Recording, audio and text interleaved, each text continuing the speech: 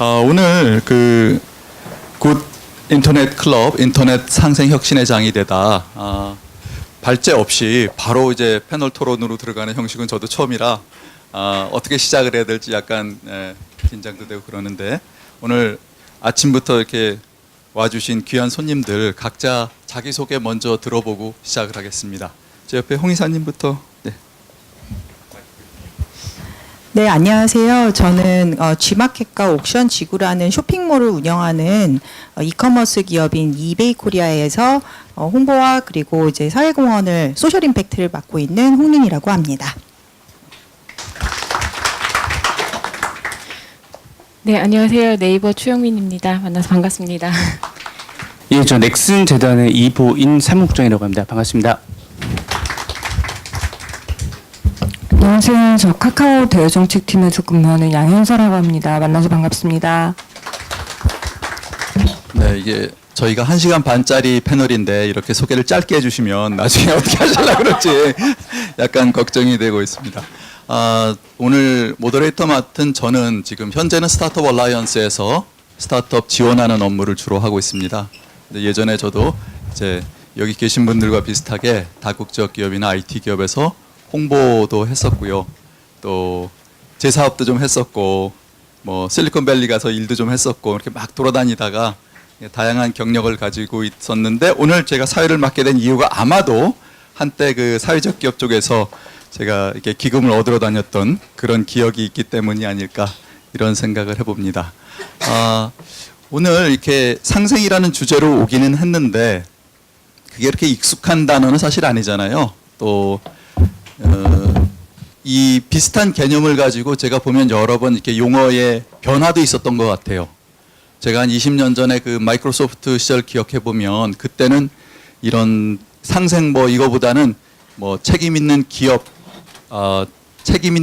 시민 뭐 이런 용어도 있었고 여러분 잘 아시는 CSR 그런 것도 있었고 그래서 제가 오늘 그 국장님 지정해서 제가 여쭤볼게요. 국장님 그 전에 쓴 책에 아주 베스트셀러 중에 그 SK에서 일하시다가 SK 행복나눔재단 하시다가 공부하러 이 CSR을 공부하러 하버드 가신 얘기가 있어요. 여기서 아마 제일 공부를 잘 하시지 않았을까? 하버드 그 공공정책대학원 케네디 스쿨이라고 하죠. 거기에 가서 CSR 공부하고 오셨죠. 그래서 그 지난 뭐 10년이든 20년이 이렇게 돌아보시면서 용어 이렇게 변천사도 아시면 해주시고 모르셔도 괜찮고 그러나 그 좀 정의 좀 오늘 우리가 무슨 얘기를 해야 되는 건지 상생이라든가 사회공헌 기업 시민은 안 해도 되고 CSR 정도 부탁드리겠습니다. 예, 안녕하세요. 이보인이라고 합니다. 갑자기 사실 이 질문을 오늘 아침에 주셔가지고 되게 긴장을 많이 했는데 사실 그 사회공헌 쪽 특히 소셜 쪽에 있는 여러 가지 문장 그 단어들은 상당히 혼용되고 있어가지고 실무자 사이에서도 이제 여러 가지 의견이 분분한 게 사실이에요. 그래서 얼마 전까지만 해도 이제 CSV라는 게 상당히 이제 막 사회적으로 크게 CSV가 우리의 갈 길이다라고 생각을 했지만 지금 이제 그런 기조가 많이 좀 줄어든 것도 있고 아니면 CSR이나 사회공헌 자체라는 개념들이 상당히 이제 혼재돼서 사용되는 경우도 있었는데 요거는 어떤 정답이 있다기보다는 각 개별적으로 생각하시는 분들이 내가 생각하는 CSR은 이것이고 내가 생각하는 사회공헌은 이것이다 정도의 레벨로 이해를 해주시면 될 것 같습니다. 먼저 요즘에 많이 이야기되고 있는 그 단어들을 생각해 보면 처음에 CSR이라는 게 있을 수 있고, 그다음에 CSV라는 게 있을 수 있고, 그다음에 사회공헌, 그다음에 요즘 한창 이야기하는 소셜 임팩트 등등이 있을 것 같아요. 그 4가지 정도를 먼저 기준으로 말씀을 드리면 될 것 같고요. 제일 먼저 볼 수 있는 건 CSR이라고 해서 Corporate Social Responsibility라는 얘기가 있는 거고, 그거는 어떻게 보면은 가장 기업이 사회에서 돈을 벌면서 있으면 그 기업의 코어 비즈니스를 사회에서 하면서 놓치면 안 될 것들에 대한 이야기들을 담고 있습니다. 예를 들어서 가장 우리 쉽게 얘기할 수 있는 뭐 환경이나 인권이라든지 환경이나 이제 노동 문제, 인권 이슈가 되면 아니면은 기업 지배 구조라든지 여러 가지 그런 기업이 사회에서 기업 활동을 영위하면서 꼭 우리가 생각을 해봐야 되는 것, 법을 지켜야 되는 부분들에 대한 이야기들을 담고 있고요. 이거는 사회를 어떻게 변화시키겠다라기보다는 이 사회의 구성원으로서 이 기업이 우리도 이제 그 사회를 살아가면서 죄를 짓지 말고 살아야겠다 이런 얘기를 하듯이 기업이 사회에서 사회가 이야기하는 가이드라인이 넘지 말고 그다음에 우리가 생각하는 사회적 가이드라인은 이제 맞추는 사회에서 요구하는 가이드라인을 맞추면서 이제 일을 해야겠다라는 생각으로 이제 만들어진 개념이라고 생각을 합니다. 그래서 CSR이란 개념, 그리고 아까 말씀하신 그런 게 기업 사회 시민이라는 개념도 이제 시민이라는 이야기 나오는 것처럼 비슷하게 들어갈 것 같고요. 그 다음에 이제 그 사회 공헌을 보시면 여러 가지 CSR 이야기 중에 기업이 사회와 연관해서 어떤 좋은 일을 할 수 있는 것 이야기가 나옵니다. 기업이 여러 가지 이해 관계자 중에 하나인 사회와 어떤 식으로 좋은 일을 할 것인가 이야기가 나오는데 그 중에서 이거를 좁게 해석하시는 분들은 기업이 기부금을 가지고 어떤 좋은 일을 할 것인지 이제 NGO나 사회적 기업들과 함께 어떻게 협업을 할 것인지 에 대한 이야기를 하시는 분도 계시고 이거를 조금 넓게 해석한다라면 기업이 아까 우리가 지금 얘기하는 상생이라든지 이런 사회적 책임 이야기처럼 좀 더 넓게 해석을 하시면서 기업이 사회에 어떤 활동들을 하는지 어떤 사회에 좋은 영향을 끼치는 사업들을 코어 비즈니스가 아닌 범위에서 할 수 있는지를 또 이야기하시는 분들이 좀 계십니다.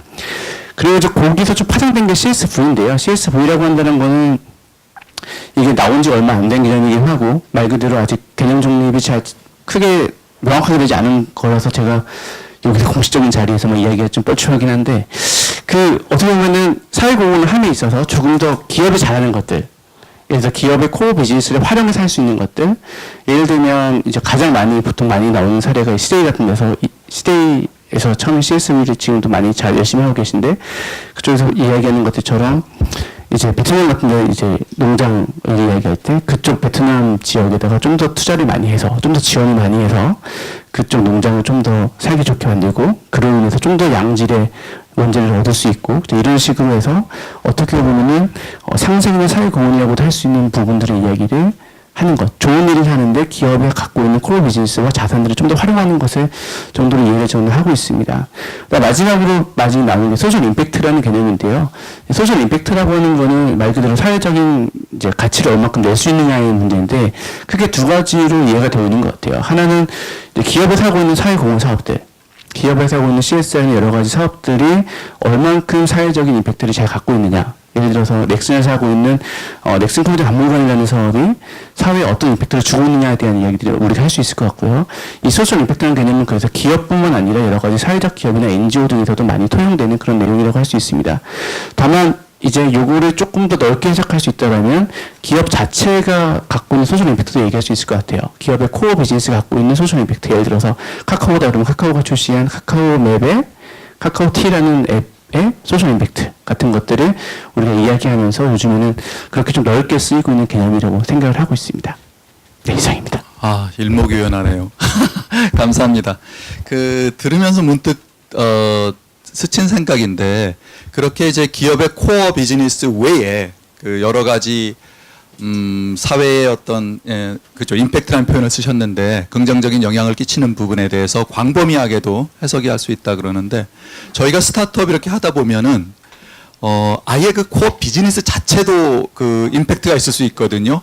그래서 임팩트를 좀 확대해서 물론 아예 그 환경이나 어린이 이쪽 하는 소셜 벤처도 있지만 요즘은 넓게 해석을 해서 무슨 비만 쪽을 해결하려고 하는 스타트업이라든가 이러면 그 코어 비즈니스 자체도 소셜 임팩트가 있다고 볼 수 있겠네요. 네, 저는 충분히 이렇게 해석할 수도 있고 맞다고도 생각하고요. 저도 이제 사실 예전에 처음 여기 왔던 적이 한 번 있었는데 그때는 이제 다른 스타트업을 이제 도와주러 왔다가 여기 왔었는데 사실 그쪽도 이제 제가 그때 IR 같은 걸 좀 지원하면서 이제 여기 돌아다녔을 텐데 그때 저는 상당히 고무적으로 느꼈던 게 요즘에는 스타트업이라고 한다면 처음에 IR제로 같은 데 보시면 내가 생각하는 사회 문제가 이것이고 맞습니다. 이걸 이렇게 해결하고 싶다는 얘기가 나오더라고요. 그러니까 처음부터 어떤 이제 돈 버는 얘기. 돈 버는 얘기보다는 처음부터 시작할 때부터 소셜 임팩트를 생각하는 게 되었구나라는 생각이 들고 이게 단순히 이제 그런 한 명의 개인이나 어떤 사회적인 거라기보다는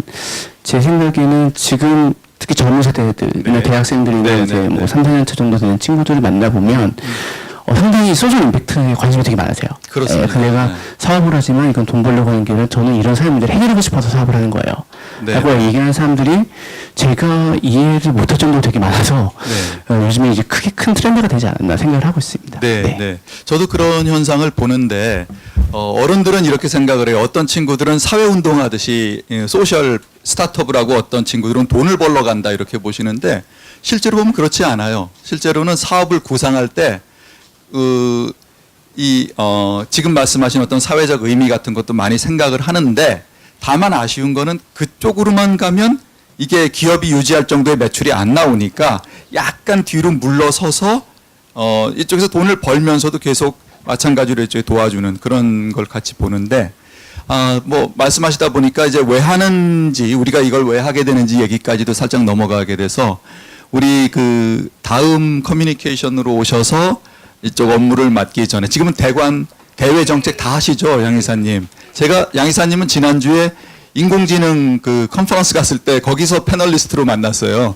여기 그러니까 거의 우리 카카오의 입 역할을 하시는 모든 토픽에 다 나오시는 양 이사님께 한번 여쭤볼게요. 예전에 그 국민일보 계셨을 때 이 사회 문제 같은 쪽 기사 워낙 많이 쓰셨기 때문에 근본적으로 이 기업 입장에서 이 상생인이 기업 이런 부분을 하는 그 어떤 베네핏이 있나요? 어떤 이유가 있나요? 어떤 동기가 있을까요? 지금 이제 사실 말씀 듣고 지금 언뜻 생각해 보기로는 그것이 지금은 동기의 문제가 아닌 것 같아요. 그러니까 이제는, 기업이 시민과 사회와 함께하고 그 책임을 다하고 그리고 그 안에서 성장을 하는 것이지 그것이 뭐 어떤 베네핏을 누리기 위해서 우리가 어떤 활동을 한다. 아직 그런 단계는 지나갔군요. 예, 그렇게 보기 힘든 것 같고 사실 지금 이제 뭐 제가 좀 전에 그 학교 얘기를 하셔서 굉장히 당황하게 된 것 같아요. 죄송합니다. 당황한 마음을 잠시 가라앉히고 이제 인공지능 안 하는 걸로 이제 여기서 상생 얘기하는. 네. 그 사실 제가 원래 하는 일은 아까 말씀하신 것처럼 어떤 회사의 정책이나 그다음에 뭐 이런 그 정부 관을 상대로 회사의 정책 뭐 이런 일들을 이야기하는 일이 사실 저의 주 업무인데요. 제가 어떻게 하다가 여기까지 이렇게 조금 발을 담그게 됐냐면 사실 그 정부나 뭐 부처나 아니면 다른 곳에 계신 분들을 만나면 카카오나 네이버에 대해서 되게 공룡기업, 골목상권을 침해하는 기업이라는 그런 생각들을 하세요. 근데 제가 사실 저희 회사를 잘 들여다보면 그런 얘기를 듣는 게 너무 억울한 거예요. 왜냐하면 저희 회사는 사실 저희가 뭔가 물건을 제조하고 생산한다기보다는 저희는 플랫폼을 제공하고 거기서 저희의 많은 파트너들이 들어와서 뭔가 성장하고 꿈을 펼치고 역량을 펼칠 기회를 주는 것 그것이 사실 저희의 일이거든요. 주 업무이고 그래서 저희는 사실 카카오의 경우는 저는 상생이 어떤 소셜 임팩트 활동이 아니라 상생이 바로 기업의 본질이라고 생각하고 있어요. 그래서 그런 부분을 조금 더 알리고 싶었고 카카오가 이런 회사라는 거. 카카오는 상생을 우리 그냥 사회공헌 할래요 라는 어떤 활동의 일종이 아니라 그것이 바로 기업의 목적, 본질 그 자체라는 걸 좀 많이 알리고 싶더라고요. 그래서 제가 어쩌다 보니 또 사실 패널리스트로. 굉장히 이렇게 전문적인 지식이 없지만 그럼에도 불구하고 카카오가 생각하는 상생이란 무엇인지에 대해서 이렇게 말씀드릴 자리가 있다고 해서 제가 이렇게 나오게 되었습니다. 예, 잘 오셨어요. 사실 이 오늘 모신 패널리스트들이 이 주제에 대해서 가지고 있는 그 지식의 정도는 다 다를 거예요. 왜냐하면 이거를 전업으로 하시는 분도 계시고 또 다른 홍보나 이런 걸 하시면서 또 그냥 같이 맡고 계신 분도 계시기 때문에 그런데 우리가 어차피 사람이 다 상식적인 사원에서 살잖아요.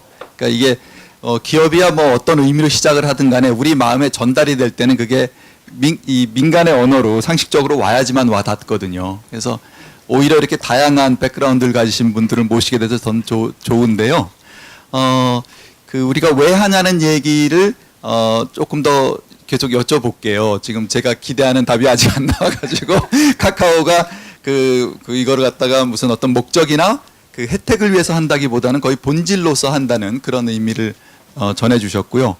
아무래도 이제 이쪽에 오래 계셨죠, 홍 이사님. 거의 우리 이베이에 17년 계셨다고 옥션 이렇게 되고 그때 입사하셔가지고 지금까지 계속 이제 계신데 그 17년 세월 동안 이렇게 보시면 이베이가 보는 관점에서 말씀하셔도 되고요. 그냥 워낙 그러지 않아도 그 무의 그 장애가 무의미해지는 세상, 무의라고 그쪽에 그 협동조합의 이사장님으로 계시기 때문에 이 토픽을 계속 생각을 하셨을 것 같아요.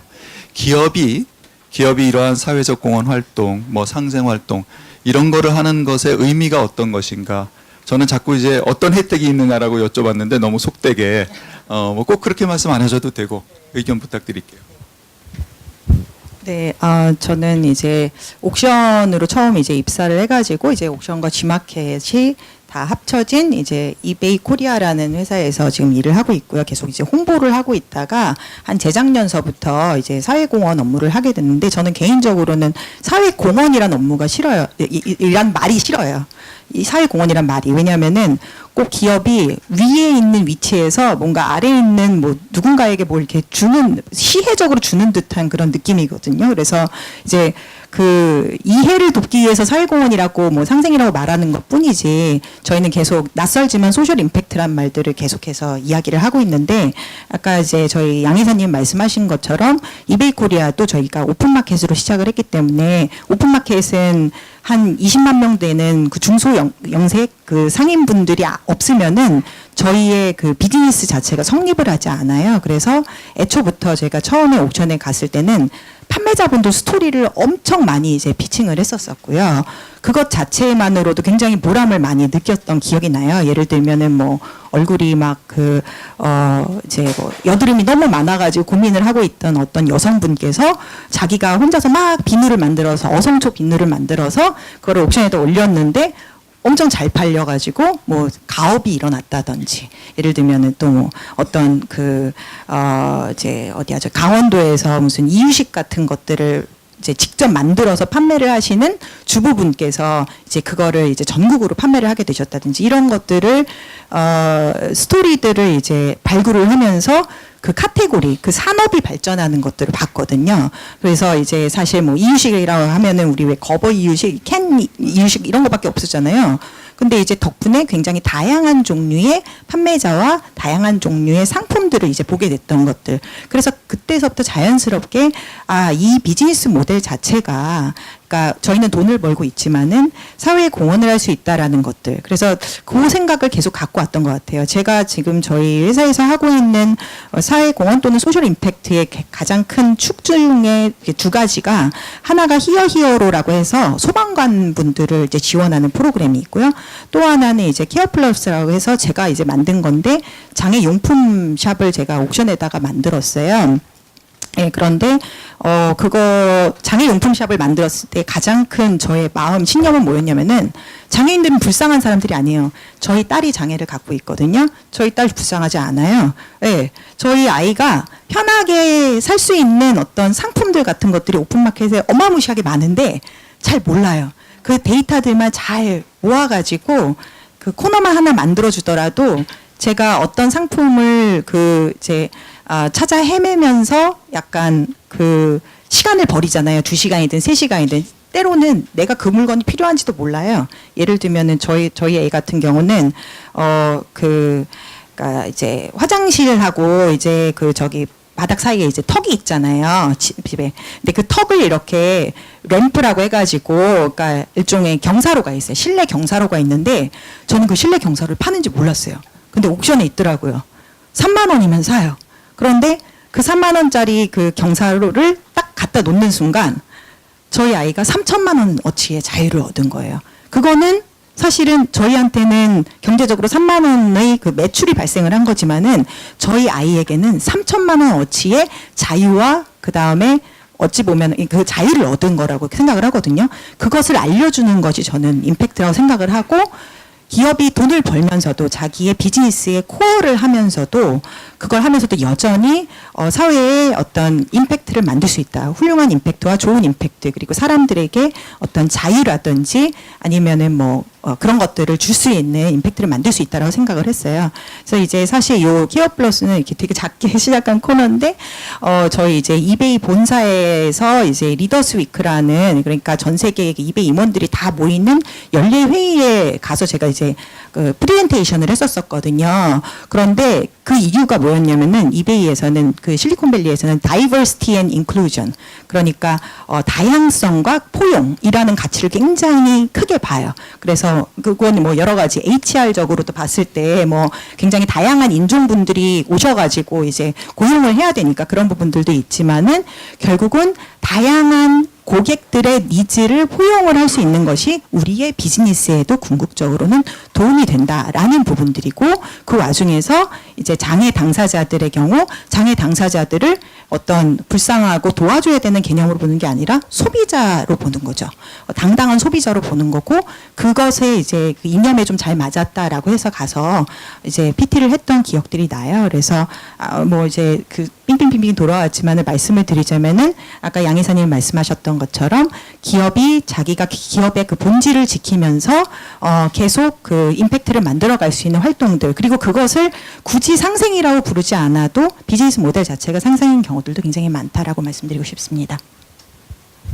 아, 정말 좋은 말씀 해주신 것 같아요. 저희가 그게 돈 버는 부서 따로 있고 또 이 돈을 갖다 조금 띄어가지고 면피하는 그런 의미의 이 기업 공헌이나 이런 게 아니고 상생이 아니고 그 업무 자체 얼마든지 녹여 넣을 수 있고 그 자체 항상 반영이 되는 게 좋다는 그런 말씀 해주셨는데 그래서 제가 계속 왜 하냐는 질문은 이따가 더 여쭤보고 싶게 그래서 그냥 이 정도로 하고 지금 이제 마지막으로 이렇게 영어 들어보니까 역시 통번역 대학원 출신답게 영어를 매우 잘해주셨. 그렇죠. 네, 여기 쟁쟁한 분들이 많이 오셨어요.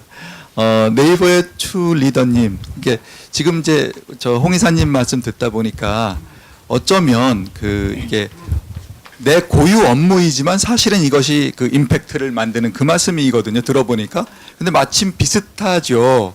예전에 원래 네이버에서 하시던 일은 이쪽 상생이 아니셨는데 지금 파트너 스퀘어를 하시다 보니까 그쪽이 고유 업무가 되신 거죠. 네, 저는 원래는 사업자분들 대상으로 커뮤니케이션 하는 역할을 주로 했었어요. 네. 그러니까 뭐 쉽게 설명을 하자면 되게 플랫폼이나 상품을 저는 되게 이제 내부에서 배워서 쉽게 이해할 수 있지만 실제로 툴을 쓰시는데 되게 익숙하지 않고 상품을 이해하는데 어려움을 많이 겪으시거든요. 그래서 그런 것들을 어떻게 하면 조금 더 쉽게 알려드릴 수 있을지에 대해서 계속 그런 역할들을 해왔었고요. 이제 소상공인을 네, 말씀하시는 거죠. 계속해서 스몰 비즈니스들 대상으로 그런 역할들을 해왔었고 그런 부분들이 지금 하고 있는 파트너 스퀘어 업무를 하는데 되게 많은 도움이 되고 있다고 생각을 해요. 그러니까 실제로 파트너 스퀘어는 이제 뭐 여태까지 말씀하셨던 부분들이랑 다 비슷해요. 그러니까 뭐 다음이나 뭐 카카오나 이베이처럼 플랫폼을 기반으로 해서 사업자들과 같이 상생하고 그런 부분에 있어서 네이버도 같은 역할을 하고 있고 네이버 역시 이제 그 플랫폼 자체를 굉장히 쉽고 편하게 만들어서 사업자들이 사업을 쉽게 시작할 수 있게 하고 또 성장하는데 툴을 잘 써서 이용자들하고도 더 빨리 연결될 수 있고 더 많이 연결될 수 있게끔 도와주는 역할을 한다고 보고 있는데요.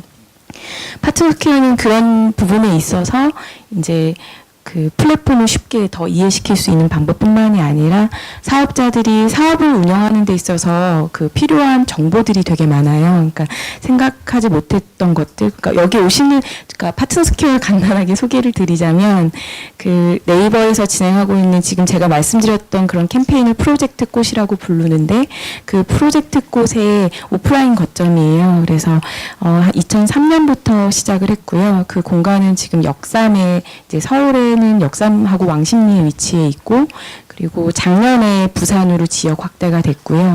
이제 올해 9월 이제 얼마 안 남았는데 9월에 광주에 오픈을 하게 되는 공간이에요. 그래서 이 공간에서 그냥 단순하게 네이버 플랫폼이나 뭐 어떤 서비스를 배우는 것뿐만이 아니라 사업을 운영하는 데 있어서 잘 길을 모르시는 분들에게 뭐 쉽게 운영하는 방법이나 조금 효율적으로 운영하는 방법 위주로 교육을 해드리고 있어요. 뭐 예를 들면 이제 뭐 고객 응대를 어떻게 해야 되는지도 잘 모르시고요. 이제 스몰 비즈니스 같은 경우에는 사실 명함을 어떻게 줘야 되는지, 이제 뭐 딜을 어떻게 이야기를 하면 좋을지 이런 비즈니스 매너도 사실 배우기가 어렵고 그런 것들이 다 결국은 다 비용이거든요.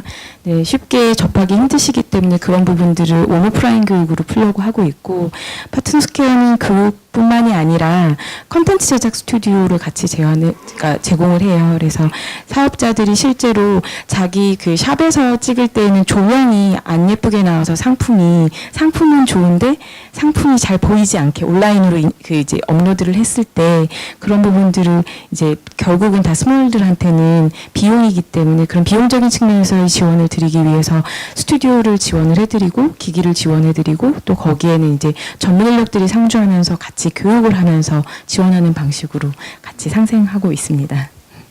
갑자기 드는 생각인데 예전에는 검색 쪽, 그러니까 네. 그 야후나 네. 그쪽, 근데 이쪽으로 본인이 원해서 오신 거예요? 그러면은 이 파트너십 업무를 맡으신 게? 그러니까 야후에 있었을 때는 사실 원래 일은 그런 역할은 아니었고요. 네네. 이렇게 콘텐츠를 보는 역할을 했었다가 그쪽에서 내부에서 그 트레이너를 이제 보통 그런 기업들은 내부에서 이제 경쟁을 해서 이제 지원을 할 수 있는 방식이 있어요. 내부 인력이. 그래서 그쪽에서 트레이너로 지원을 했어요. 그 역할의 매력은 그러니까 제가 잘 할 수 있는 방법이 그러니까 커뮤니케이션을 잘 할 수 있다고 생각했고 그런 부분이 되게 흥미가 있어서 그때 역할은 그쪽에서 플랫폼이 되게 크게 변화한 적이 있었는데 그거를 국내에 들여와서 잘 설명해 줄 수 있는 그런 사람을 이제 뽑았었고 그 역할을 지원해서 이제 그 역할이 이제 계속 되다 보니까 스몰 대상으로 해서 플랫폼을 이해시키는 그런 업무를 계속 해왔던 것 같아요. 네, 지금 좋아하시는군요. 자기 업무 자체를. 네. 그게 그 약간 다른 얘기일 수는 있는데 우리가 이제 가장 중요한 고객인 직원, 내부 고객인 직원들의 그 조직에 대한 어떤 애정, 만족도, 충성도 이런 것과 그 내가 속한 그 회사가 그 걷는 길이 얼마나 올곧으며 좋은 일을 하는가도 상당히 관련성이 있는 것 같아요. 그 국장님 그 전에 저는 개인적인 경험인데 가게 있을 때 우리 넥슨 돈을 받아서 제가 아름다운 가게 있을 때 넥슨의 돈을 받아서 네팔에 뭐 지어주러 간 적이 있어요. 제가 가진 않았는데 그런데 그 가장 효율적으로 생각한다면 그냥 돈 보내서 이렇게 지어주면 쉬운데 그렇게 안 하고 넥슨 직원들이 되게 많이 오셔가지고 거기 그 주민들하고 같이 벽돌 나르면서 이렇게 짓고 끝나면 그 벽에다 페인트도 칠하고 막 이랬던 기억이 있거든요. 그래서 그 어떤 직원들의 애사심 이런 거 고양 차원에서 이 CSR이라고 하지 말자. 그러니까 이 상생 활동이나 이런 것도 상당히 의미가 있겠죠? 예, 저 생각에도 상당히 의미가 있다고 생각하고요. 사실 그때가 제가 작년에 사실 그 학교를 다시 한번 가봤었어요. 네, 그래서 그 다달두로 가면 되게 멀리 가셨더라고요. 네, 그래서 참가해야 돼요. 네, 저희 이번에 브릭 사업을 준비를 하면서 그 브릭을 이제 어떤 친구들한테 줄지를 고민하다가 예전에 저희가 그럼 학교를 지었던 곳에 다시 한번 가보자 그래서 이제 작년에 저희가 다시 또 이제 갔던 기억이 있는데 사실은 그 말씀하신 대로 상당히 이제 자부심을 주는 게 있고요. 이제 게임 산업은 조금 더 거기서 더 중요한 게 뭐냐면 사실은 이제 게임 업계라고 하는 것은 상당히 외부적으로 봤을 때 좀 과소평가받는 부분이 되게 많습니다. 예, 어떻게 보면은 야, 게임에서 저렇게 커? 라는 생각도 이제 많이 들었었고, 예를 들어 저희 아버지는 이제 IT 기업에서 거의 30-40년 일을 하셨다가 퇴직하셨음에도 불구하고, 제가 처음에 제주도에 있는 NXC에서 근무를 하던 시절, 거기 가면은 이제 한 300명 정도 일할 수 있는 건물이 하나 있습니다. 거기서 이제 저희가, 제가 여기서 일을 합니다 했더니, 아버지가 이 회사가 이렇게 컸냐고. 그래서, 예, 제가 여기는 300명이라고, 판교에는 4,000명 정도 일하는 데가 또 있습니다라고 말씀드렸더니, 깜짝 놀라시며, 게임 업계에 대해서 게임 업계 이렇게 컸는지 모르셨다고 얘기를 하시는데 실제로 저희가 어떤 게임 업계가 이렇게 사회적으로도 큰 의미를 줄 수 있고 규모가 커졌다는 걸 이야기할 수 있는 것 중에 가장 또 큰 것 중에 하나가 사회공헌인 것 같아요. 네. 저희가 어떤 게임에서 어떤 돈을 창출하고 수익을 창출하고 좋은 모델을 만들어서 사업 규모를 키운 다음에 이걸 네팔이라는 아주 먼 나라에 가서 학교에서 지었다든지 특히 이번에는 저희가 마포에 이제 넥슨 어린이재활병원을 푸르메즈나 넥슨 맞아요. 어린이재활병원을 만들었을 때도 뭐 저희는 처음에 이제 돈을 많이 기부하고 넥슨의 여러 가지 이제 재능 기부 같은 것도 들어갔고 이름도 달고 했었는데 실제로 이제 직원분들이 가장 자부심이라고 할까요? 그런 걸 느꼈던 부분 중에 하나가 우리 회사가 예전에 정말 작은 회사였는데 점점 커져서 어째 병원까지 지을 정도가 됐구나라는 자부심을 회사에 대한 자부심을 느낄 수 있었던 걸로 봐서는 상당히 그런 부분도 중요하지 않을까 생각을 하고 있습니다. 그렇죠. 예.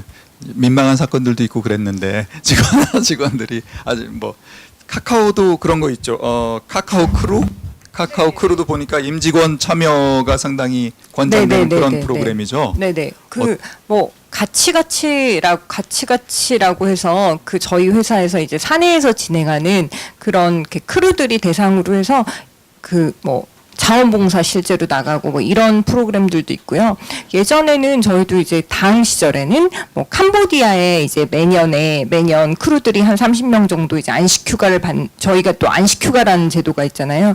저희 회사의 굉장히 큰 자랑거리 중에 하나인데요. 3년을 근무하면 한 달 안식휴가가 나옵니다. 리프레시라고 해서 그 기간에 이제 쉬고 재충전하고 오라고 하는 기간인데요. 예전 이제 다음 때는 기회만 있어요. 네, 아무튼 다음 때는 직원들이 기간을 스스로 이제 내서 캄보디아에 가서 학교를 짓기도 하고 또 신청을 하면 그렇게 할 수 있기도 하고 그렇게 해서 그 행사를 매년 했었고요. 사실 이제 지금도 뭐 그런 가치가치 펀드라고 해서 저희 크루들이 이제 기부해서 뭐 해마다 이제 기부를 하거나 아니면 또 뭐 저희 크루들이 직접 이제 손뜨개질 같은 거 해가지고 뭐 아이들 모자 같은 거 만들어서 보내거나 근데 이런 행사들을 저희가 그냥 누구한테 보여주기식이 아니라 정말 그냥 한번 이렇게 회사에 뭐 이번에 이런 거 하는데 같이 참여하실 분 이렇게 딱 그런 식으로 내부 공고하면? 내부 공고 나면 막 그거 참여하고 싶어가지고 선착순으로 빨리 그걸 신청하지 않으면 안 될 정도로 그렇게 그러니까 제가 보면 우리 회사가 이런 일을 하고 있고 그다음에 이런 일에 내가 이 회사에 다님으로써 이런 일에 동참할 수 있다는 것 자체에서 크루들이 굉장히 큰 기쁨을 느끼는 것 같아요. 거기서 또 다른 어떤 직장을 다니는데 보람을 느끼게 되고 저도 사실 또 자랑하실 거 있으면 하셔도 돼요. 아까 말씀하신 선한 기업에 다닌다는 뭐 사실 좀 다르게 보시는 분들도 많고 그럴 텐데 제가 저희 회사를 좋아하는 모습을 보면서 저를 이제 주변에서 잘 아시는 분들이 그리고 예전에 이제 언론사에 있던 분들이 그런 말씀을 많이 해주세요. 너희 회사가 좋은 회사인가 보다. 회사를 그렇게 좋아하는 걸 보니까. 근데 제가 며칠 전에 한번 제가 왜 내가 왜 카카오를 좋아하지? 라는 생각을 하다 보니까 카카오는 선하더라고요, 기업이. 제가 내부의 그런 일들의 의사결정의 과정이나 이런 걸 봤을 때 이용자를 우선으로 한다던가 그리고 우리와 함께하는 파트너를 생각하면서 함께 파트너와 함께 성장한다는 가치를 지킴에 있어서 제가 보면 늘 일관된 의지를 굉장히 선하게 지켜왔다. 그런 면에서 되게 어떤 자부심을 느끼게 되는구나라는 생각을 며칠 전에 한 적이 있었는데요. 좀 전에 이사님께서 뭐 선한 기업에 다니는 것 때문에 어떤 더 직원들이 동기부여가 되느냐 그런 말씀을 해주셔서 진짜 그렇다는 생각이 든다. 단순히 이것이 내가 어떤 사회적인 활동에 동참하기 때문에 단순히 만족감을 느끼는 걸 떠나서 내가 이 기업의 정신이나 이 기업이 추구하는 어떤 방향, 목적성에 동의할 수 있다는 것 자체가 회사를 다니는데 어떤 자부심이 되지 않나 그런 생각이 들더라고요. 예. 네, 감사합니다. 대충 이제 얘기 흐름을 보니까 우리가 우리라고 제 생각을 얘기할게요. 제가 이게 어떤 기업의 본원 활동이 있고 그 본원 활동을 갖다 약간 이렇게 예쁘게 보이려고 사회공헌을 하는 그런 게 아니라 어쩌면 뭐 여러 가지 말씀이 있었는데 벌써 사실 업무 자체 그 자체도 이미 어떤 사회 공익적인 그런 부분이 녹아 있어야만 되는 세상도 왔고 또 직원들도 매우 자랑스러워하기도 하고 또 그것이 어떤 사회적인 임팩트를 끼치는 거에 대해서 여러 가지 혜택도 보이지 않게 오고 있다는 이런 얘기들을 대충 지금 들었습니다. 틈만 나면 계속 자랑들을 하셔갖고 이제 본격적으로 자랑할 시간을 드리는 게 조금 민망하긴 한데 사실 이 IT 기업들이 하고 있는 사회공헌 활동 굉장히 스펙트럼이 넓고 많아요. 근데 지금 아무래도 본인들이 맡고 있는 업무를 주로 얘기해 주시는 게 더 잘 아시고 그럴 것 같아서 추 리더님께 하나 여쭤보고 싶은데, 그러니까 지금 네이버라는 건 우리가 알기로는 인터넷에만 존재하는 기업이었는데 지금 이 파트너스퀘어는 실제로 건물이 등장을 하는 거죠. 네, 그래서 네. 어느 지역에 건물이 있으면은 그 건물이 아무래도 인접한 그 주민들이 더 혜택을 많이 보겠네요. 그 지역 사람들이. 이제 뭐 지역에 있는 분들이 당연히 그렇고요. 그러니까 저희가 부산이나 광주와 같은 지역에 이제 파트너스퀘어를 확대하는 이유는 아무래도 근접성이 이제 지방에 계신 분들이 서울까지 올라오시는 분들도 그 수치도 꽤 많이 돼요. 저희가 지역이 없을 때는 한 4,000명 연간 그 정도가 스스로 이제 자비를 내서 보통 이제 본인의 사업을 잠깐 닫으시고 교육을 들으러 오시는 거예요. 그래요? 그래서 그런 부분들이 또 온라인에서도 제공을 하고는 있지만 또 오프라인에서 직접 강사를 만나고 어떤 멘토의 어떤 조언을 듣고 이러기 위해서 그 공간을 찾으시게 되는데, 뭐 부산 지역을 이제 저희가 작년에 오픈을 했었는데 한 1년 정도 만에 한 2만 명 정도가 다녀가셨고, 오신 분들을 이제 아주 정확하게는 뽑기 힘들겠지만 한 10% 정도는 다른 지역에서도 오시더라고요. 그러니까 부산뿐만이 아니라 뭐 마산 뭐 이런 데는 당연하고요. 뭐 제주도나 전라도 이런 지역에서도 공간에 오시게 되는 거죠. 그러니까 왜냐하면 또 부산에서만 또 특화된 프로그램들이 있어서 그런 것뿐만이 아니라 수도권에 계신 분들도 거꾸로 내려가시는 경우도 있는 게 저희는 조금 독특했어요. 그래서 어떻게 보면 이렇게 공간을 지역별로 운영을 하고 있긴 하지만 이 나중에 비즈니스를 하는 데 있어서 이런 지역의 또 경계도 좀 허물어지겠구나라는 생각이 들더라고요. 그러니까 저희가 업종에 또 특화를 하다 보니까 그런 부분들을 배우러 오시기도 하고요. 아까 보니까 그 종이가 지금 없을지도 몰라요. 디커머스. 네, 디커머스 종이 그거는 뭐예요? 이 파트너스퀘어에서 하는 이제 주요한 교육 프로그램의 하나라고 네. 보시면 돼요. 그러니까 디커머스는 온라인 창업 성장 프로그램인데요. 그러니까 이 온라인 창업을 조금 쉽게 도와드리고 또 성장하는 데 있어서 그냥 단순히 교육만 제공하는 건 아니고요. 기존에 네이버에서 하고 있던 창업 성장 프로그램을 이제 많이 개선해서 이 오프라인 거점도 활용하고 온라인으로도 잘 제공해 드리려고 해요. 그래서 저희가 교육은 기본이고요. 그러니까 사업을 시작하는 데 필요한 모든 교육을 다 지원을 해드리고, 그리고 그것뿐만이 아니라 이제 컨설팅도 이제 온라인으로 제공을 해드려요. 그러니까 가이드를 잘 잡아드리고 또 포인트 개념을 도입을 해서 어느 정도 사업을 운영하시는 분들에게 마케팅을 하실 수 있도록 비용을 지원을 해드린다고 보시면 되고요. D는 데이터 커머스를 의미해요.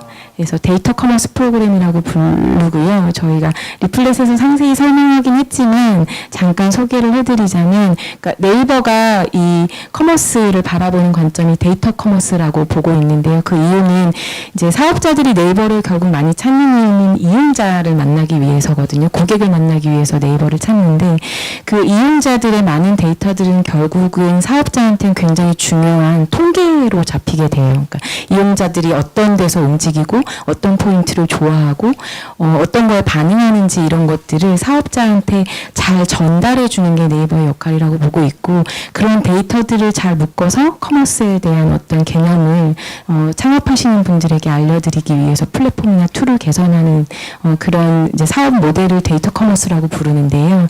저희는 그 데이터 커머스를 사업자들이 잘 이해하고 사업에 잘 활용하실 수 있도록 하는 프로그램을 만들었는데 그게 데이터 커머스 프로그램입니다. 그게 보니까 뭐 월 200만 원 매출 수준의 네. 작은 사업자들인데 네, 네. 그러면 이것이 실질적으로 매출에 도움이 되는 걸 보시나요? 실제로 이제 사업자들이 쓰는 것들을 보면, 그러니까 저희가 그냥 200만 원을 선정한 기준은 그냥 대략 딱 이 정도면 되겠어라는 건 아니었고요. 그러니까 사업자들을 되게 많이 분석을 했어요. 스마트 스토어를 운영하시는 사업자들을 보면 적어도 200만 원까지는 달성을 1년 이내, 보통 6개월 이내까지는 하셔야 사업을 유지하실 수가 있는 거예요. 그러니까 스몰 비즈니스는 어쩌면 초기 사업자들한테는 성장을 이야기하기도 되게 힘들거든요. 그들은 살아남는 거가 더 중요해요. 1년 후에도 내가 이 사업을 유지하고 있느냐 마느냐를 되게 고민하기 때문에 적어도 이 정도까지는 월의 거래액을 달성을 해야 목표라는 게 있어야 사업자들도 같이 똑같더라고요. 저희도 사실은 회사에서 KPI를 잡지만 사업자들도 똑같거든요. 그러니까 스스로 하실 때보다 그런 식으로 어느 정도의 기준이 마련되어 있다 보니까 이 정도까지 보통은 한 6개월 정도 내에 200만 원을 달성하신 분들이 1년 이상 사업을 유지하세요. 그래서 그런 기준으로 해서 초반의 기준은 200으로 잡았고요. 이런 분들한테 이제 고객 마케팅을 잘할 수 있는 방법을 알려드려요. 그래서 뭐 쿠폰에 반응을 하잖아요, 이용자들이. 그런 방법들로 실제 활용하시기도 하고요. 또 뭐 어떤 분들은 또 광고비로 많이 활용을 하시기도 하고, 실제로 그 사업자들이 생각보다 포인트를 받고 잘 활용하시지 못하는 분들도 계셔서 그걸 좀 잘 쓸 수 있도록 안내도 많이 해드리고 있습니다. 네, 감사합니다. 저는 오늘 이 상생 이 패널 토론을 보면서 네이버에서 그 벌써 10년도 넘은 그 굵직굵직한 거 많이 있거든요. 뭐 해피빈 재단 그런 거 있죠. 뭐 그것도 말씀하시려고요? 아니요. 아니 괜찮아요. 그래서 해피빈도 있고 뭐 커넥트도 있고 그쪽에서 오실 줄 알았는데 굉장히 이 초점을 쫙 맞춰가지고 소상공인 위주로 말씀을 해주셔서 그쪽도 좀 예, 뭐 준비해 오신 거 있으면 말씀하셔도 돼요. 아니에요? 오케이. 네, 감사합니다. 그 저희 여기 인터넷 기업 협회 오셨잖아요. 인터넷 기업 협회에서 매년 그 상생 백서를 냅니다. 제법 두꺼워요. 저쪽에 아마 아직도 카피가 남아 있을 수도 있는데 그 상생 백서에 보면 이 각 기업들이 하고 있는 활동이 굉장히 자세하게 거기 나와 있습니다. 제가 오늘 홍 이사님 뵙고 꼭 여쭤보고 싶었던 게 이댁은 타픽이 소방관 이었어요. 그러니까 보면은 각 기업마다 그 좋아하는 타픽이 있어요. 아까 넥슨 어린이 재활병원 말씀하셨고, 제가 어느 프랑스계 그 제약회사 보면 난치병 어린 환자 이렇게 주제를 잡아서 계속 10년씩 가고 막 그러더라고요. 그래서 어떤 계기로 지금 두 가지 얘기인데 케어 플러스도 있고 소방관도 있고 그런데 어떤 계기로 그런 걸 정하게 됐으며 이게 어떤 효과를 보고 있는 자꾸 효과라고 말씀해 죄송한데 어떤 결과가 나오고 있는지 좀 여쭤볼게요. 네, 저희는 이제 한 연간 10억 원 정도의 이제 규모 그 저희가 그 유저분들과 함께 그 쌓고 있는 나눔 쇼핑, 후원 쇼핑이라는 그 기금을 가지고서 이제 소방관 히어로 그 프로그램을 하고 있는데 저희가 커머스 회사다 보니까 이제 쇼핑을 통해서 세상을 어떻게 하면 더 밝게 할 수 있을까에 대해서 항상 생각을 해요. 판매를 하면서 또는 구매를 하면서 그래서 이제 이 저희가 쏘아놓은 기금을 어떻게 하면 잘 활용을 할까 하다가 저희 회원이 옥션 G마켓 합치면 한 3천만 명 정도 돼요. 그런데 이게 아마 경제활동 인구의 거의 전부 대부분이라고 보셔도 될 것 같아요. 그러니까 이분들을 제일 많이 커버할 수 있는 실질적으로 커버할 수 있는 쪽이 어딜까라고 하다가 보니까 이제 소방관을 이제 떠올리게 된 거예요. 왜냐하면은 이제 우리나라의 그런 안전의 가장 기본이 되는 이제 뭐 경찰 조직도 있고 소방 조직도 있는데 소방 조직의 경우에는 여기가 지방직이에요. 그러니까 각 지방 그 자치단체에서 그러니까 지방자치단체가 가난하면은 소방관들도 그 지역 소방관들도 가난하고 서울 같은 데들은 조금 이제 상대적으로 더 좀 나은 거죠. 그런데 그분들은 목숨을 내놓고 일을 하시잖아요. 그래서 이분들에 대한 그 지원이 필요하다. 특히 이제 들쑥날쑥한 그 지자체의 어떤 그 자원에 따라서 이제 그게 이 소방관들의 처우가 달라지고 그렇게 됨으로써 그 지역 전체의 어떤 그 주민들의 어떤 안전이 위협받을 수 있는 상황을 조금이라도 해결할 수 없을까라고 해서 저희는 이제 커머스 회사고 쇼핑 회사니까 상품을 가지고서 해보자라고 생각했어요. 저희는 상품에도 어떤 가치를 담을 수 있다라고 생각을 하거든요. 그래서 그 저희의 그 어프로치, 그러니까 이제 이 그 접근 방법은 그 지역에 직접 가요. 지역 소방서들을 돌아요. 가서 그 의견을 수렴해 와요. 그래서 거기에서 우리 지역에는 이런 게 어려워서 이런 부분들에 대한 문제점이 있습니다. 예를 들면 얼마 전에 저희가 제주도에 갔는데 제주도의 경우에는 봄에 그렇게 고사리를 많이 따러들 다니신대요. 고사리 따러 가다가 다리 이제 삐어가지고서는 예를 들면 한라산 중턱에서 쓰러져가지고는 이제 구조를 요구를 하시는 거예요. 그러면 그분들 업고 내려와야 되거든요. 업고 내려오려면은 소방관 분들은 허리 다치잖아요. 그래서 이분들에게 허리를 보호할 수 있는 허리 보호대를 지원을 해드렸고, 뭐 예를 들면 경남 같은 곳은 산이 엄청나게 많고 물도 많고 이래서 이제 열화상 드론, 그러니까 소방관들이 직접 뛰어 올라가서 이제 GPS도 잡히지 않는 곳에서 저 조난자 분들을 이분들을 이제 하려면 이제 굉장히 시간이 오래 걸리니까 이제 드론을 띄워서 이분의 위치를 파악하고 그 위치를 정확하게 가서 이제 하는, 되게 비싸더라고요. 그래서 열화상 드론. 네, 그래서 많이는 지원을 못 해드렸는데 그러고, 그리고 이제 강원 같은 경우들은 눈이 많이 오잖아요. 그리고 이분들이 이제 그 소방관 분들이 눈이 많이 오니까 출동이 떨어지면은 그 눈을 치우느라 체력을 다 소모를 해요.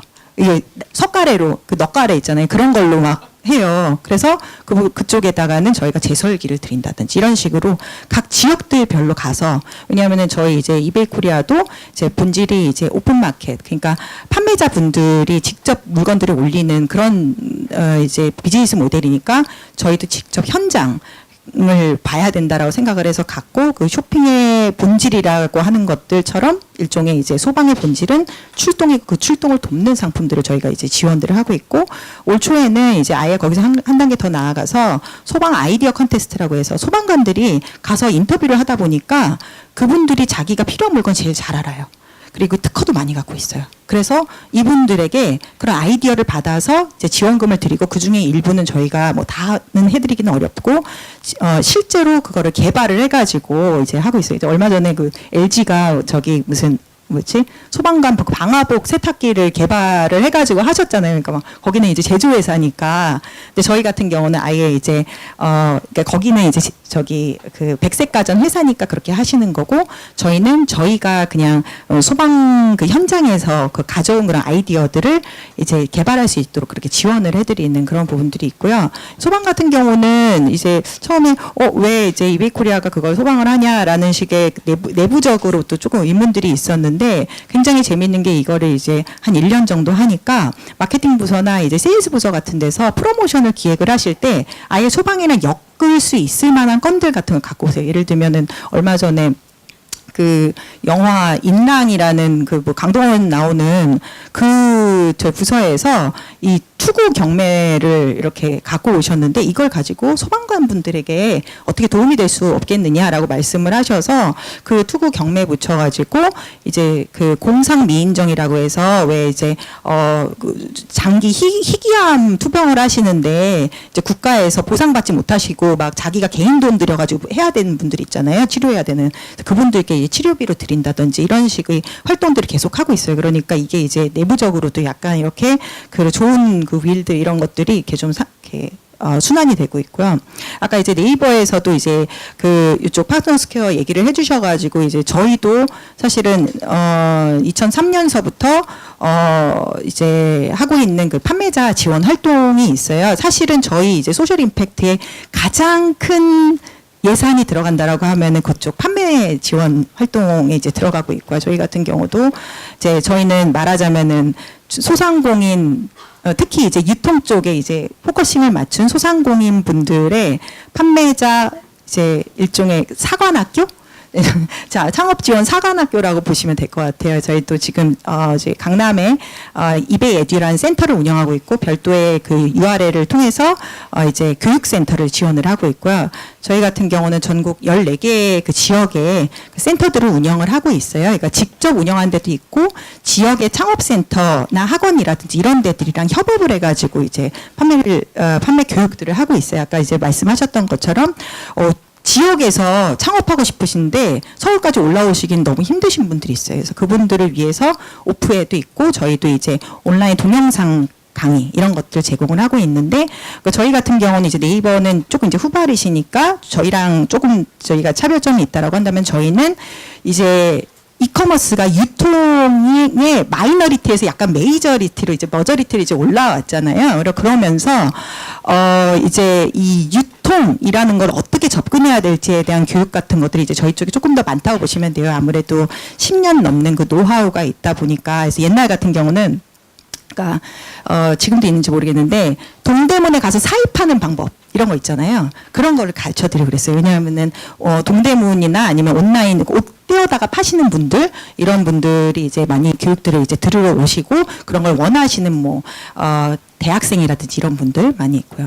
그리고 또 이제 저희 쪽에서 또 많이 투자하고 있는 게 G마켓 플랫폼을 통해 가지고 그 해외에 수출하는 프로그램, 그 다음에 이베이, 저희의 모기업인 이베이를 통해서 해외에 수출하는 프로그램들을 많이 지원을 하고 있습니다. 이것도 아마 연간 뭐 투자로 따지자면 거의 한 200억 원 정도 투자를 하고 있는 것 같아요. 그래서 이제 물류서부터 시작을 해서 그다음에 예를 들어서 G마켓 판매자가 해외에 물건을 팔고 싶어. 그러면은 번역을 저희가 이제 자동으로 해드리는 프로그램들 이런 것들을 개발해가지고는 붙여드리고 하면서 해외에 지금 저희 이게 그걸 역직구라고 하잖아요. 이제 외국 사람들이 우리나라에서 물건 사는 것들.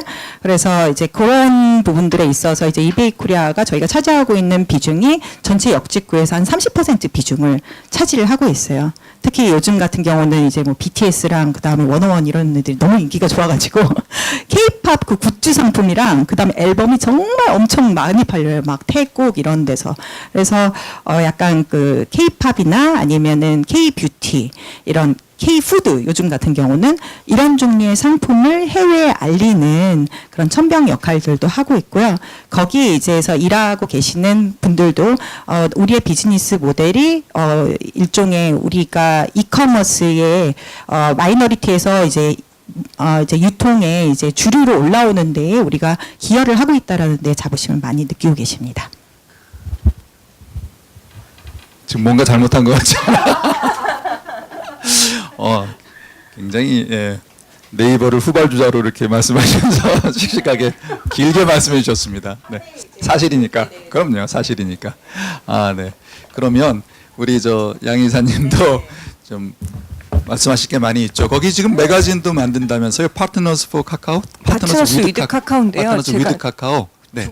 네, 여기 사실 저희 요거 한번 보여드리고 싶었는데요. 이게 파트너스 위드 카카오라고 해서 아까 말씀드렸던 것처럼 저희 플랫폼에서 얼마나 많은 이 중소사업자님들, 그러니까 저희는 그분들을 파트너라고 부르는데요. 그분들, 그 다음에 또 이제 저희 사실 카카오톡 안에 이모티콘 있잖아요. 근데 이모티콘 작가님들, 그 다음에 브런치 같은 데서 글 쓰시는 분들, 스토리 펀딩 해서 이제 연구 하실 때 좀 돈이 모자르면 스토리 펀딩 통해서 이제 자금을 지원받아서 하게 되는, 그렇게 돼서 이제 꿈을 이루거나 성장하신 분들의 이야기를 좀 알리고 싶다는 생각이 든 거예요. 근데 또 어떻게 하다 보니까 저도 기자 출신, 그리고 이제 저희 팀에도 기자 출신들이 있어서 우리 이런 거 한번 해볼까? 라는 정말 무모한 도전 같았는데요. 무모한 도전이었는데요. 아무튼 요런 책을 만들어서 지금 9호까지 만들었고요. 그다음에 지금 이제 종합본을 준비하고 있는데 내용이 꽤 재밌어서 한 번들 읽어보시면 좋을 것 같아요. 예. 비용을 받고 파는 건 아니고요. 저희가 이제 필요한 저희 파트너사들, 그다음에 이렇게 관심 있어 하시는 분들한테 이제 구독을 요청하시면 이제 보내드리는 방식으로 하고 있고요. 지금 1년째 내고 있는데요. 여기서 사실 이제 주요한 파트너들이 성장하신 얘기는 이제 하자면 제가 좀 정확한 정보를 위해서 이렇게 적어오기도 했는데요. 9월 최근 8월에 실린 햇세드 미용실이라는 곳은 카카오 헤어샵에서 입점하실 때 첫 달 예약이 3건이었는데 현재 매달 400건 예약이 발생하고 첫 달에 28만 원이던 매출이 지금 6개월 만에 1,400만 원, 현재는 월 평균 2,500에서 3,000만 원 정도로, 그래서 첫 달 대비 83배 정도 성장하셨다고 하더라고요. 이렇게 헤어샵 같은 플랫폼을 통해서 성장하신 사례도 있고요. 그리고 저는 이제 카카오 메이커스 혹시 아시나요? 카카오 메이커스라는 서비스가 있는데 저희 이제 카카오 들어가면 보실 수 있는 이 주문형 생산 방식을 이뤄낸 곳이에요. 그래서 제가 무슨 물건을 사고 싶으면 제가 이 컵을 사고 싶다 이러면 이 컵을 그러니까 사고 싶은 사람이 최소 숫자가 모여야지 그때부터 생산을 시작하고요. 그러면 그러니까 이 수요자가 있는 만큼만 생산하거든요. 그래서 재고 없는 생산, 그러니까 낭비 없는 소비, 이런 가치를 모토로 만들어서 지금 실제 그 1256곳의 중소제조업사에서 215만 3,955개, 그러니까 약간 216만 개 정도의 상품이 재고 없이, 사실 정말 그 스몰 비즈니스 하시는 분들한테는 재고가 되게 큰 일이잖아요. 재고가 남으면. 그런데 재고 없이 생산할 수 있는 그 그러니까 주문 생산 방식의 어떤 혁신을 이뤄냄으로써 정말 저희 사업도 성장하지만 저희 파트너들이 함께 성장하는 그런 모델을 이뤄가고 있습니다. 그래서 저희 파트너스 위드 카카오에도 보면 이 메이커스 분들 얘기들이 많이 나와요. 근데 메이커스는 정말 뭐 이플루비라는 돋보기 브랜드가 있대요. 근데 그분은 원래 공예 가셨는데 어머니가 돋보기를 쓰시는데 예쁜 돋보기를 쓰고 싶어 하셨다는 거예요. 그래서 그 공예하시던 분이니까, 금속 공예하시던 분이니까 돋보기를 정말 예쁘게 만들어서 팔았는데 사실 그게 노인들한테 너무나 수요가 많았던 거예요. 돋보기에 필요한 나이에.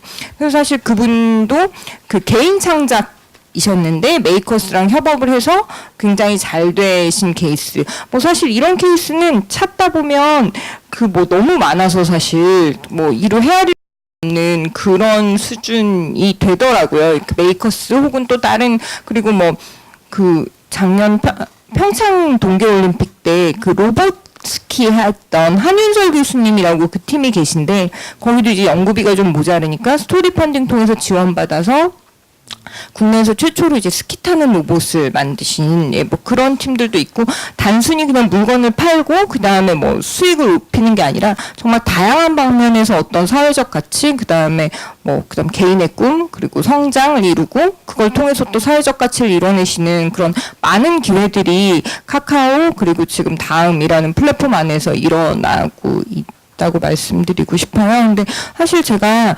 말하면서도, 그리고 또 사실 오늘 패널분들 다 말씀하시는 거 들으면서 되게 들으시는 분들이 좀 이렇게 나와서 자기 자랑만 하나 이렇게 생각하시겠구나. 그래서 약간 그런 생각이 들더라고요.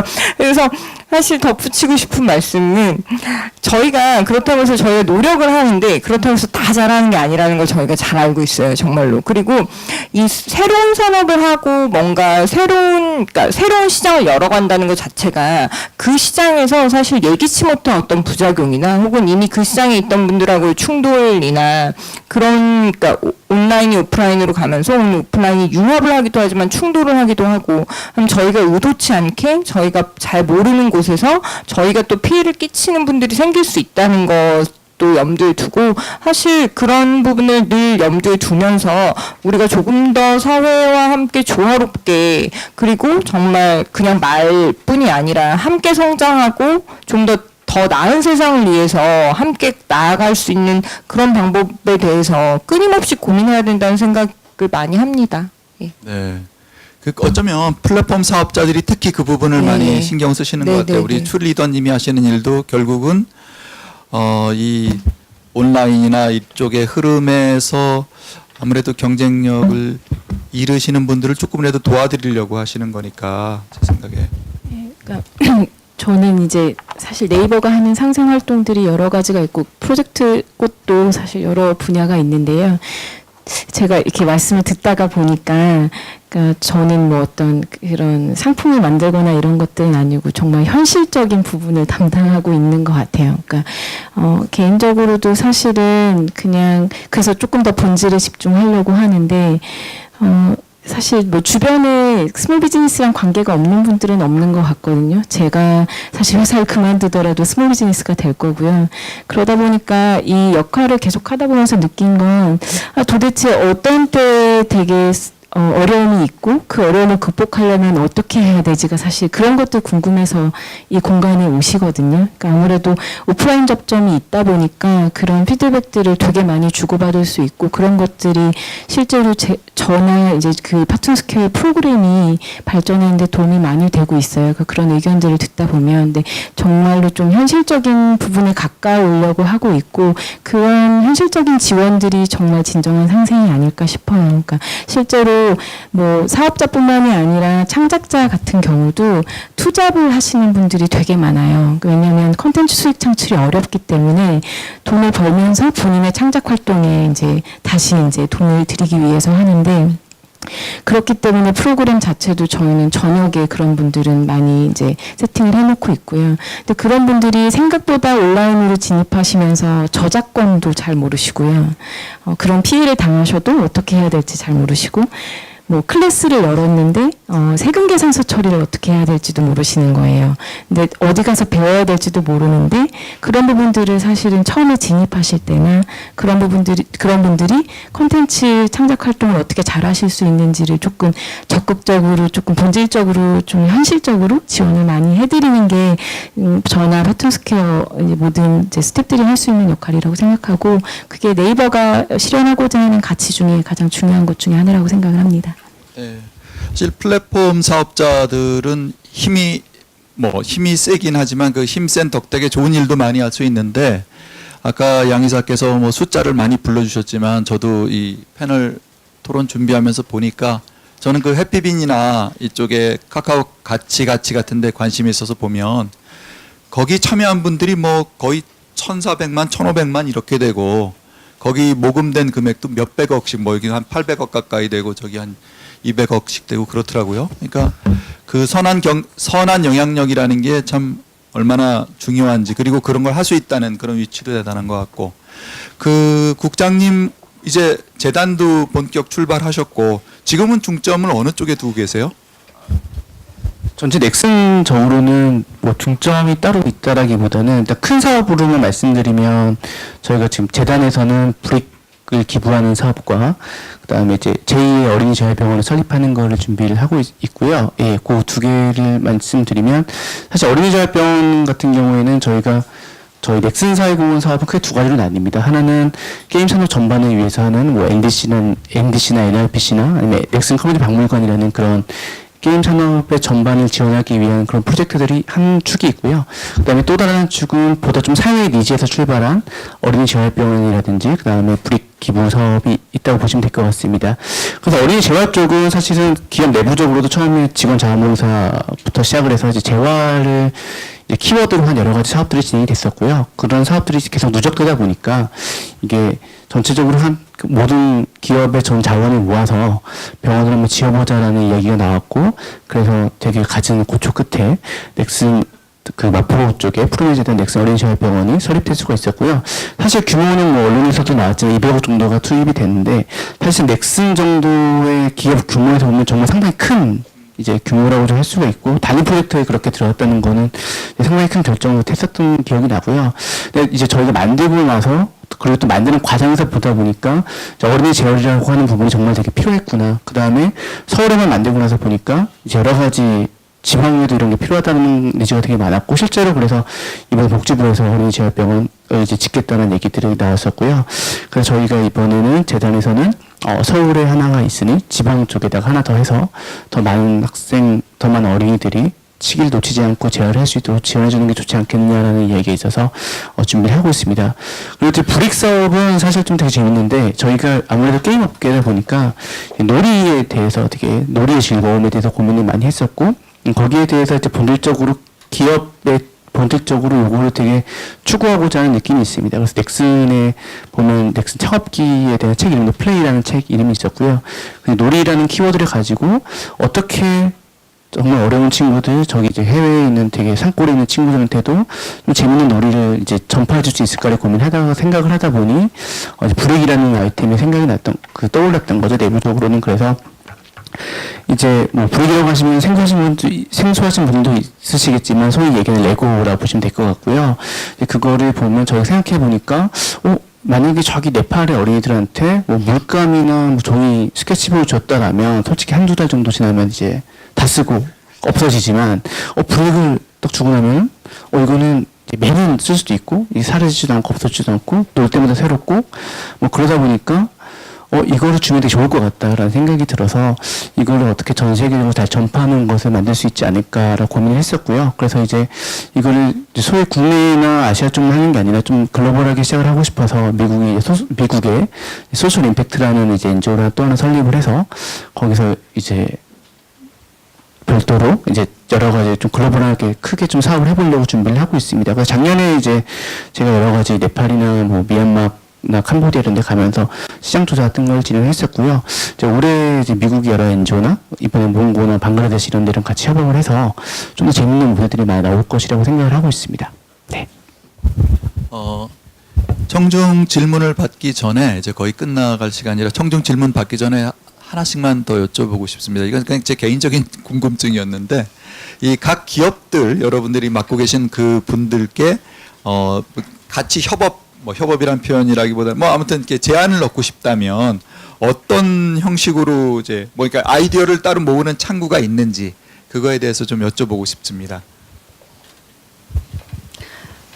네, 이제 저희 같은 경우는 이제 굉장히 많은 부분들에 대해서 이제 그 사회공헌 이제 활동들을 하고 있는데 기본적으로는 저한테 연락을 그냥 주시면 돼요. 저희는 이제 그 조직들과는 달리 조직이 굉장히 작아요. 1.5명이서 하고 있어요. 그래서 저희가 이제 그러니까 위서부터 아래까지 다 해야 되는 약간 그런 그 PR까지 다 해야 되는 약간 그런 좀 약간 열악한 상황에 있지만 그래도 이제 제가 그 프론트로서 역할을 하려고 하고 있고요. 특히 이제 케어플러스 같은 경우는 장애용품인데 우리나라가 쓸만한 장애용품들을 한국에서 만드시는 분들이 별로 없습니다. 왜냐하면은 장애 시장이 너무 작다고 생각을 해가지고 그 수입용품이 많아요. 그런데 한국에서 만들고 계시는 분들이 있으면 저한테 그러니까 연락을 주시면은 좋을 것 같습니다. 이게 예전에는 영업 조직에서 관리를 하고 있다가 이게 저희가 영업 조직이 개편이 되면서 저희 쪽에서 이거를 이제 관리를 하게 됐습니다. 그래서 뭐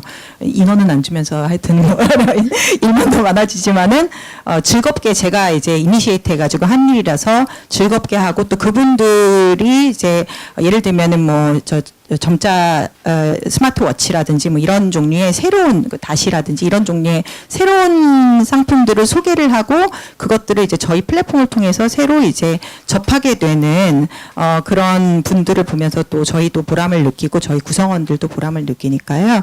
예, 저희 홍보팀 쪽으로 연락을 주시면 좋을 것 같습니다. 그러니까 저희는 이제 오프라인 접점이 있다 보니까 사실은 이 공간에 오시는 분들 자체가 또 거기서 맺어지는 연결 자체가 되게 그 저희한테 많은 자극이 되거든요. 그래서 또 그런 것들이 또 각자 연결되신 분들이 또 아이디어를 얻어 가시기도 해요. 그러니까 사업자와 사업자만 만나는 게 아니라 사업자와 창작자가 만날 수도 있고요. 또 창작자와 창작자가 만날 수도 있고 그런 좀 같은 고민을 하거나 아니면 같은 고민은 아니더라도 다른 데서 아이디어를 얻는 경우들이 많아요. 그러니까 실제로 서울 같은 경우는 그냥 한 층짜리 공간이지만 한 달에 한 6,000분 정도가 오시는데 이제 매달 그런 분들이 오시면서 만드는 시너지들은 굉장히 상당할 거라고 생각을 해요. 그래서 그런 연결들을 저희가 할 수 있는 일은 조금 컨텐츠화해서 정보로 제공해주면 그분들이 잘 쓰시고 성장하실 수 있게 도움을 드리는 거고요. 실제로 공간에 오시는 분들은 다 알아서 연결되고 또 다 멘토 맺으시고 또 네트워킹하는 거에 되게 큰 힘이 있다고 봅니다. 그래서 그런 역할들을 계속 해나가려고 합니다. 예, 넥슨 재단 같은 경우에는 저희가 약간 이제 어쨌든 사회공헌 쪽에 좀 중점이 되다 보니까 많은 이제 NGO라든지 비영리 쪽에서 제안서가 상당히 많이 들어오고 있고요. 실제로 주시는 거 말씀하시면 뭐 사실 사회공헌 쪽은 어디 가나 다 그렇겠지만 따로 어떤 특정한 창구에서만 받습니다 이러진 않고 재단 홈페이지에 있는 메일을 주셔도 좋고 아니면 저한테 바로 직접 연락을 주셔도 제가 다 받아서 이제 내부적으로 검토를 후에 제안을 요청하게 되어 있습니다. 제안을 결정하게 되어 있습니다.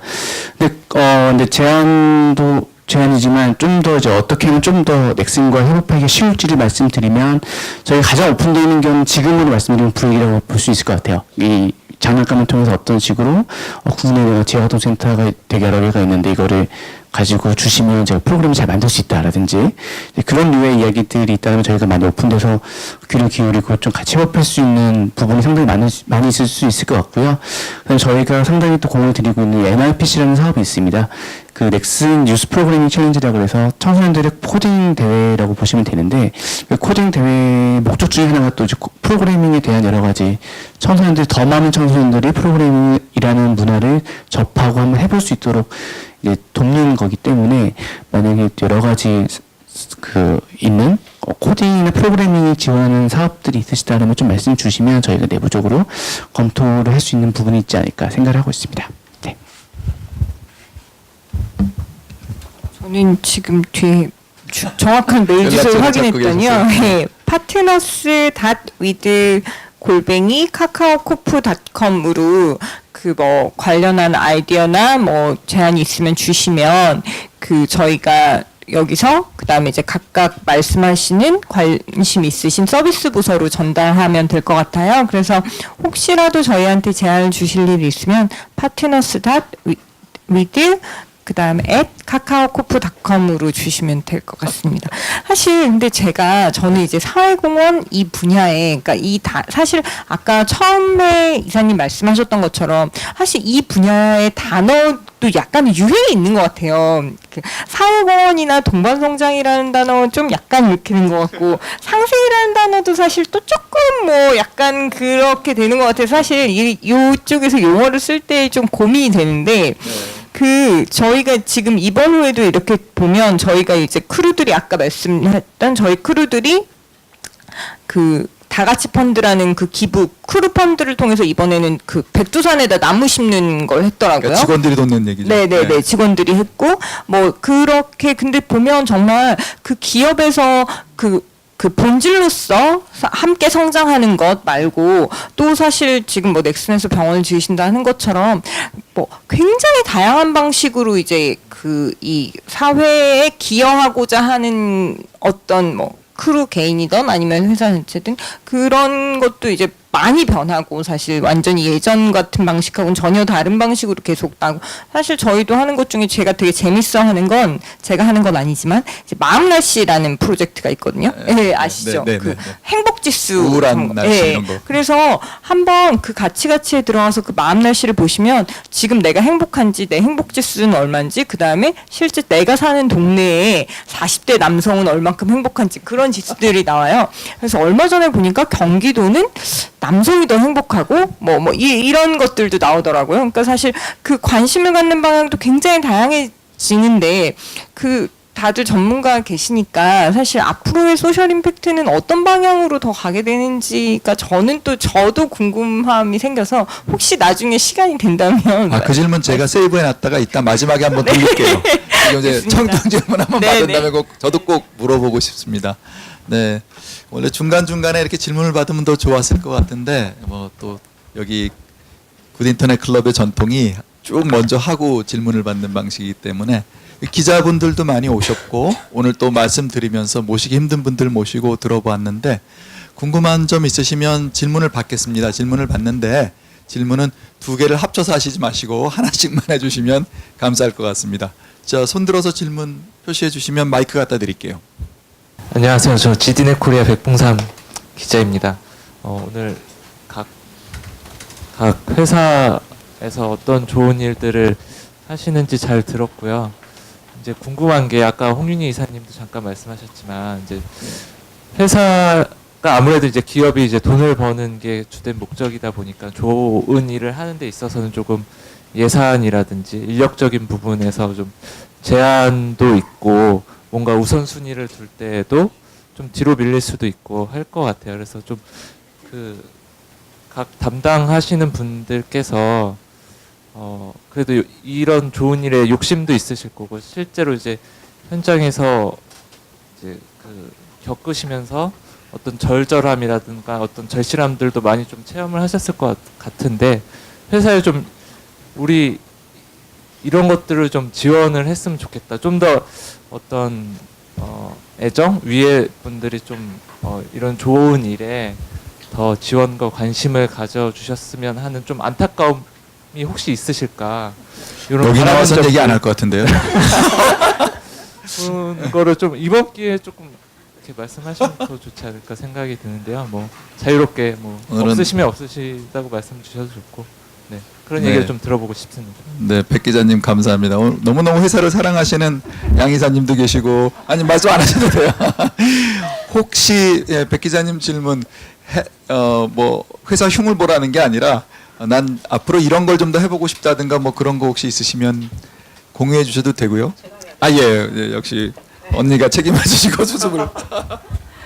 왜냐하면 이베이 코리아는 여기 요 조직들과는 달리 정말 작은 조직이거든요. 1.5명이서 하고 있으니까. 그런데 이제 약간 그렇게 생각을 하려고 그래요. IT 회사의 가장 큰 장점이 확장성과 그리고 좀 자유로움이 있거든요. 나는 이 일만 한다 이런 게 아니라 일을 하다 보면은 그 일이 확장이 되기도 해요.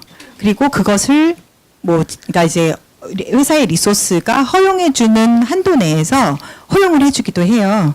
예를 들어서 아까 전에 그 케어플러스라는 그 장애 용품 샵 같은 경우는 제가 만들 수가 없거든요. 왜냐하면은 무슨 코너 만들고 이런 건 저한테 권한이 없잖아요. 그래서 제가 회사에 이제 그 기획서를 들고 다니면서 막 한 그 1년 정도 막 하다가 다 까였는데 그 중에 한 그 카테고리 매니저께서 이거 제가 저의 엑스트라 타임을 내 가지고 한번 만들어 보겠습니다라고 해가지고 사실은 실행이 된 거예요. 그게 아니었으면 저는 아마 뛰쳐나가가지고 어디가 스타트업 차리고 있었을 수도 있을 것 같아요. 그렇지만 이제 저희 회사에 그 물건들이 많이 있으니까 모아놓기만 해도 득이 되겠다 이렇게 생각을 했어요. 그런데 그런 작은 경험들이 굉장히 조직적으로도 좀 득이 되는 것 같아요. 그러니까 내가 어떤 것을 이니시에이트해서 뭔가 사회에 좋은 영향을 끼치는 어떤 프로젝트가 됐다라는 것들에 대한 작은 그런 경험들이 회사에 굉장히 긍정적인 그런 임팩트를 주는 것 같고 그걸 많이 만들어 가려고 하고 있어요. 그래서 개인적으로 이베이 코리아에서는 저희가 이제 하반기에 저희 이제 9월에 저희 사내에서 해커톤을 하는데 저희가 작년까지는 해커톤이 비즈니스적인 측면만 있었어요. 근데 올해는 소셜 미션 트랙이라는 거를 새로 넣었어요.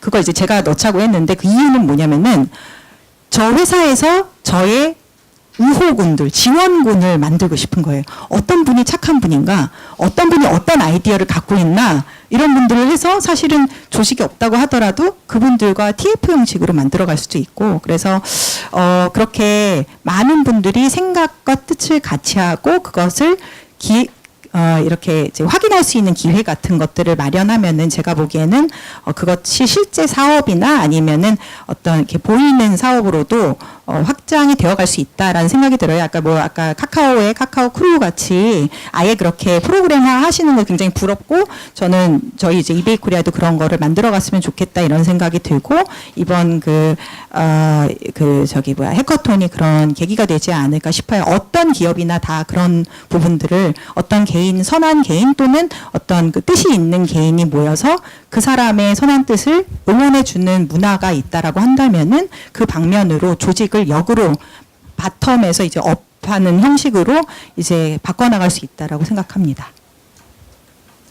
네, 지금 뭐 굉장히 현명한 답변을 해주셨습니다. 그러니까 어떤 특정한 아쉬운 부분이 있다기보다는 그 부분을 본인의 역량으로 해결을 하시는 모습을 보았는데 다음 질문 받아보겠습니다. 질문이 없었기 때문에 제가 그냥 하나 여쭤볼게요. 아까 그 양 이사님께서 한번 들어보시고 싶어했던 우리의 미래였나요? 아니면 우리의 계획이라고 할까요? 진짜 우리 이쪽의 이 상생 이 토픽일 수도 있고 뭐 소셜 임팩트도 있을 수 있고 이럴 때는 국장님이 되게 좋은 말씀을 많이 해주시던가. 네. 요거는 개인적으로 되게 재밌게 생각하는 주제이기도 해서 그냥 요거는 그냥 개인적인 의견임을 전제하고 말씀을 드리면요. 사실 저는 소셜 임팩트의 미래라고 한다면 아까 말씀드린 것처럼 이제 코어 비즈니스에 대한 소셜 임팩트에 대한 해석이 필요하다고 생각합니다. 그러니까 지금 어떻게 보면은 여기 나오신 분들 저를 제외하고는 플랫폼 비즈니스 시기 때문에 어떻게 보면 조금은 더 기업 자체가 상생에 맞물려 있기도 하고 그래서 어떻게 보면 게임 기업이나 아니면 다른 전통적인 제조업이랑 좀 약간 다를 수 있을 것 같아요. 다를 수 있을 것 같은데 그러다 보니까 실질적으로 지금 네이버나 카카오나 이제 이베이 같은 곳에서는 이 산업 자체가 되게 우리가 좋은 임팩트를 내고 있어요라는 얘기를 할 수가 있습니다. 사실 할 수가 있고 실제로 그것이 사회적으로 잘 납득이 될 수 있는 상황인데 어떻게 보면 전통적인 대기업이라든지 아니면 일반적인 기업들 같은 경우에는 그런 얘기를 되게 하기가 어려워요. 어렵고 저는 제 생각은 크게 두 가지인데 하나는 기본적으로 그런 고민들을 회사에서는 많이 안 해왔어요. 네. 사회공헌적인 측면만 얘기를 하고 돈을 버는 부서 따르고 돈을 쓰는 부서 따로 있다는 생각을 했지.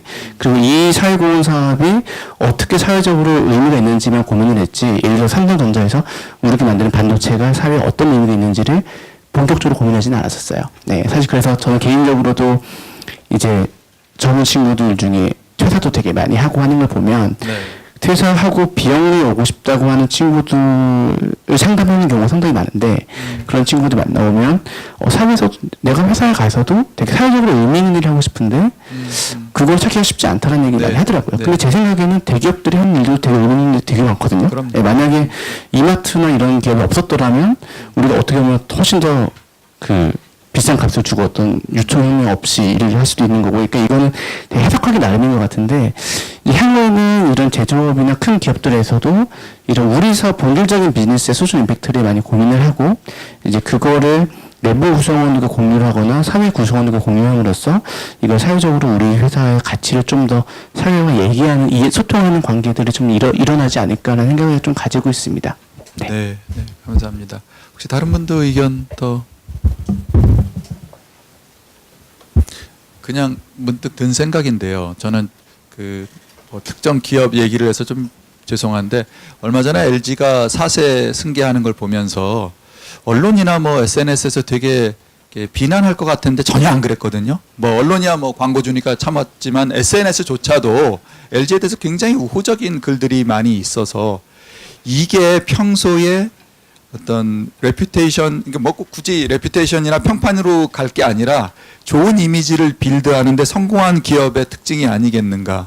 그러니까 저는 우리 이런 선한 활동들이 뭐 물론 방금 지적하신 대로 플랫폼은 그 업 자체로도 녹여넣기 쉽지만 그렇게 잘 이렇게 접목이 안 되는 일반 대기업이나 우리 게임사도 어쩌면 이것이 좋은 이미지를 만들어서 나중에 어려움을 겪을 때 조금 덜 혼날 수도 있고, 이거 뭐 본격 토론을 하자는 건 아닌데, 이것이 마치 보험 들고 저금 드는 심정으로 또는 아까 말씀하신 직원들에 대한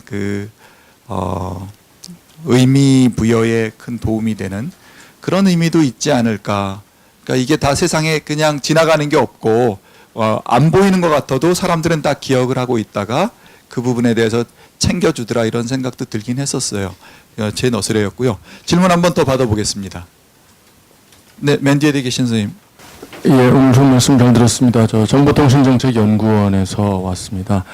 좋은 취지로 여러 가지 좋은 일들을 해주시는데, 물론 이제 기업의 본령은 이제 수익을 창출하는 거고 해서 그 나름대로 또 치열한 노력이 있으실 것 같고, 다른 한편으로 또 이런 사회적 기업, 사회적 책임을 얘기하시는 건 굉장히 바람직하다고 지금 생각이 되는데, 제가 드리고 싶은 질문은 이제 여기 계신 기업들 말고 이제 해외 기업들도 지금 여기에 많이 들어와 있을 거란 말이죠. 뭐 구글이든지 어디든지 하여튼 그런 기업들도 우리 한국에서 이런 것들을 하고 있는 게 있는지 혹시 담당이 아니시라서 모르실 수도 있는데 그게 좀 궁금해서 질문 드렸습니다. 감사합니다. 뭐 사실 이베이는 해외 기업이죠. 예, 해외 출신이지만 국내 기업이죠 또 그렇게. 네, 국내에서 네 사업자 내고 고용을 일으키고 세금을 내는 이제 사실 구별이 좀 그렇지만 물론 외국 기업들도 국내에 와서 그런 활동들을 적지 않게 하던 걸로 저도 생각을 합니다. 예. 근데 그거에 대해서 또 말씀해 주실 분이 계신가요?